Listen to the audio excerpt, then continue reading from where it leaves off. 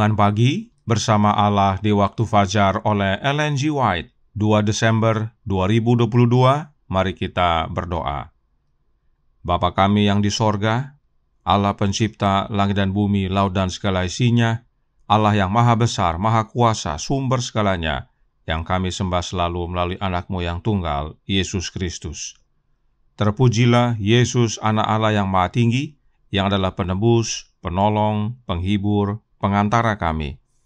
Pada pagi hari ini kami bersyukur boleh bangun dan berbakti, dan sebagaimana membaca dan mendengarkan nasihat firman-Mu, kiranya ini menjadi sukacita, sebab kasih-Mu tak terukur bagi kami. Beserta kami sepanjang perbaktian ini, kehendak-Mu yang jadi, ampun kami akan dosa dan salah, karena kami berdoa hanya dalam nama anak Allah yang tunggal, Yesus Kristus, yang adalah Tuhan dan Juru Selamat kami. Amin. Renungan hari ini akan dibacakan oleh Saudara Bodewin Kaya. Kepada Saudara Jordi, kami persilahkan. Terima kasih. Renungan pagi 2 Desember 2022 dengan judul Kasih Allah tidak terukur seperti langit.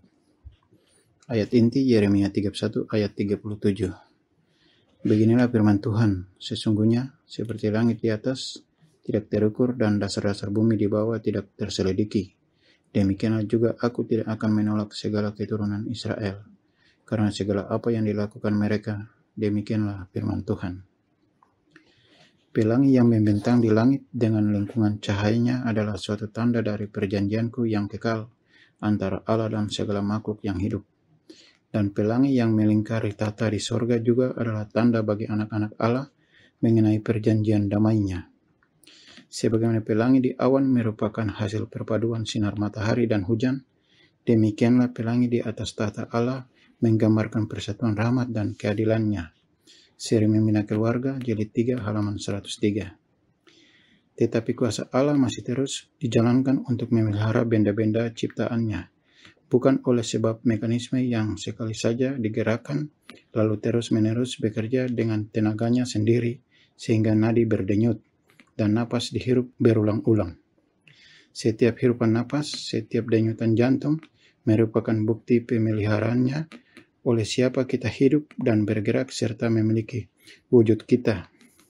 Dari serangga yang terkecil sampai kepada manusia, setiap makhluk yang hidup setiap hari bergantung atas pemeliharaannya, kuasa besar yang bekerja di seluruh alam dan menopang segala sesuatu bukanlah seperti yang beberapa orang ilmuwan nyatakan, hanya sekedar suatu prinsip yang meliputi semuanya, suatu tenaga yang bekerja. Allah adalah roh, namun ia adalah suatu oknum, karena manusia diciptakan menurut gambarnya. Sebagai pribadi juru selamat, ia menjadi pengantara dalam pengadilan sorga. Di hadapan tata Allah bekerja demi keselamatan kita, seorang seperti anak manusia. Seri Membina Keluarga, Jilid 3, halaman 117-119. Hanya kasih yang mengalir dari hati Kristus yang dapat menyembuhkan. Hanya ia pada siapa kasih mengalir, seperti getah dalam batang pohon atau darah dalam tubuh, dapat memulihkan jiwa yang terluka. Seri Membina Keluarga, Jilid 3, halaman 102. Terima kasih, Tuhan Yesus memberkati. Terima kasih atas penata layanan Saudara Jordi. Tuhan Yesus memberkati. Selamat pagi saudaraku dalam Tuhan. Renungan hari ini diberi judul Kasih Allah tidak terukur seperti langit. Namun, meskipun tidak terukur, tetapi kasih Allah itu telah Bapa wujudkan. Renungan hari ini berkata dalam Bersama Allah di Waktu Fajar halaman 362 paragraf 1. Pelangi yang membentang di langit dengan lengkungan cahayanya adalah suatu tanda dari perjanjianku yang kekal antara Allah dan segala makhluk yang hidup. Dan pelangi yang melingkari tahta di sorga juga adalah tanda bagi anak-anak Allah mengenai perjanjian damainya. Jadi, pelangi itu adalah tanda perjanjian Allah dengan semua makhluk hidup dan juga tanda bagi anak-anak Allah tentang perjanjian damainya. Apakah perjanjian damai Allah itu? Roh Nubuat menjelaskan yang berikut ini dalam Signs of the Times, tanggal 23 Desember tahun 1897, paragraf 2. Dijelaskan, rencana besar penebusan diletakkan sebelum dunia dijadikan, dan Kristus, pengganti dan penjamin kita, tidak berdiri sendiri dalam usaha yang menakjubkan untuk menebus manusia. Dalam rencana untuk menyelamatkan dunia yang hilang, permufakatan ada di antara mereka berdua. Perjanjian damai adalah antara Bapa dan Anak. Karena begitu besar kasih Allah akan dunia ini sehingga Ia telah mengaruniakan Anaknya yang tunggal, supaya setiap orang yang percaya kepadanya tidak binasa, melainkan beroleh hidup yang kekal. Perjanjian damai itu adalah rencana besar penebusan, yaitu untuk menebus manusia dari dosa. Dan permufakatan perjanjian damai itu hanya ada di antara dua oknum ilahi, yaitu Allah Bapa dan Anaknya. Jadi, saudaraku dalam Tuhan, pelangi adalah tanda bahwa rencana keselamatan yang Allah Bapa dan Anaknya telah buat adalah pasti. Itu adalah janji yang kekal antara Allah dan ciptaannya. Inilah wujud dari kasih Allah yang tidak terukur itu, yaitu bahwa dalam melaksanakan rencana keselamatan itu, Allah Bapa mengaruniakan Anaknya yang tunggal kepada kita, manusia yang telah jatuh dalam dosa ini. Mengapa disebut tidak terukur? Karena hal-hal yang berikut ini. Signs of the Times, 23 Desember tahun 1897, paragraf 4, menyatakan, Bapa memberikan dirinya kepada dunia dalam pemberian Anaknya adalah kasih Bapa bagi manusia yang telah jatuh, yang menyusun rencana penebusan dalam persatuan dengan Anak. Bapa memberikan dirinya sendiri saat memberikan Anaknya kepada kita. Mengapa dalam memberikan Anaknya, hal itu sama dengan memberikan dirinya Bapa? Hal itu tentu bukan karena Trinitas, tetapi karena kebenaran berikut ini yang tercatat dalam Signs of the Times, Mei 30, tahun 1895, paragraf 3. Dikatakan, begitu besar kasih Allah akan dunia ini sehingga Ia mengaruniakan Anak tunggalnya, bukan Anak melalui penciptaan, sebagaimana para malaikat, bukan Anak melalui adopsi, sebagaimana orang berdosa yang diampuni, tetapi Anak yang diperanakkan dalam gambar wujud pribadinya Bapa. Dengan jelas, Nyonya White menyatakan status Yesus sebagai Anak Allah yang diperanakkan Bapa.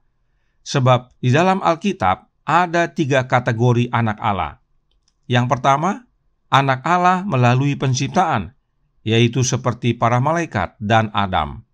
Kemudian, yang kedua adalah anak Allah melalui adopsi atau penebusan, yaitu orang-orang berdosa yang diampuni dalam Yesus Kristus. Dan yang ketiga adalah anak Allah yang diperanakkan.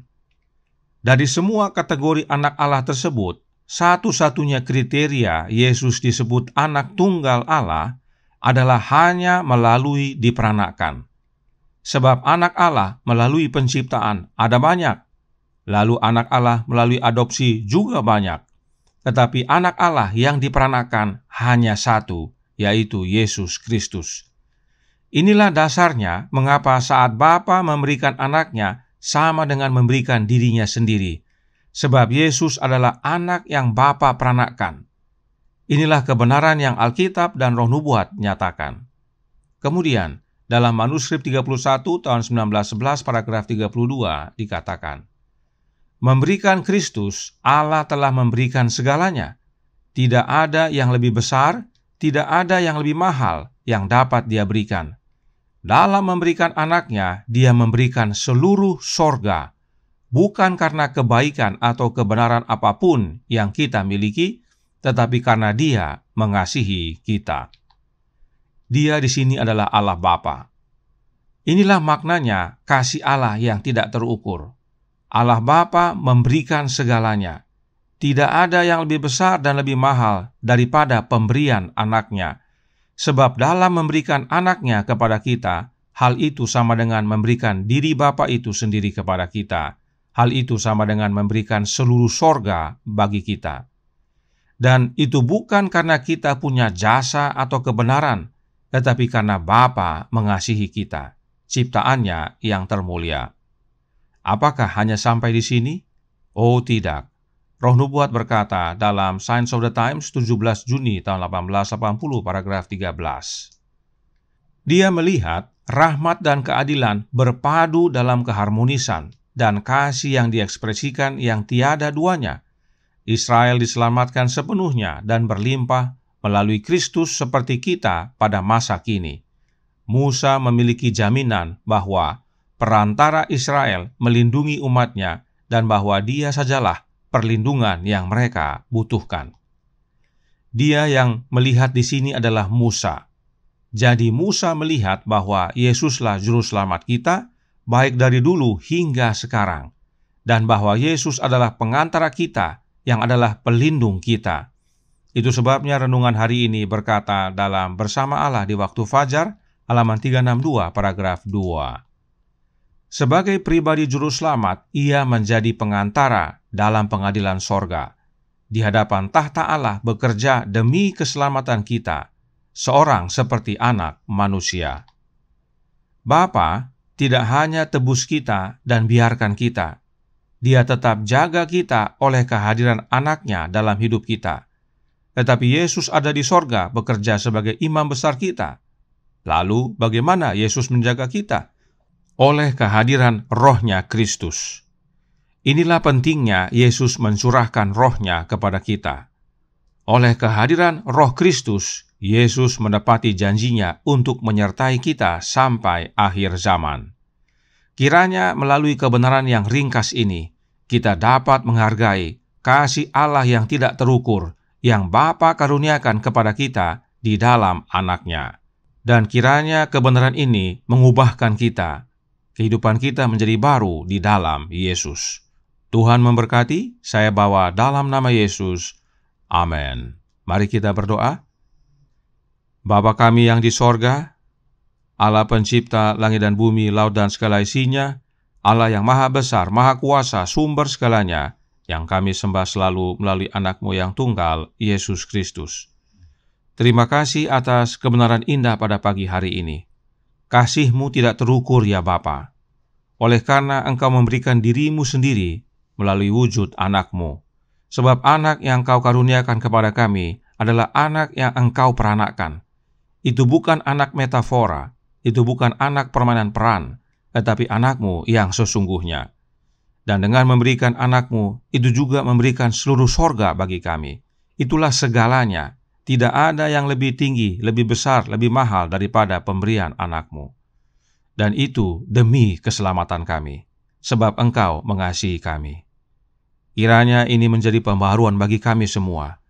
Bukan hanya kami menghargai akan kasih-Mu yang begitu besar bagi kami, tetapi mau membuka hati, sebab Engkau masih pelihara kami hingga saat ini dengan mengirim Roh anak-Mu ke dalam hati kami, agar kami dapat berseru, Ya Aba, Ya Bapa.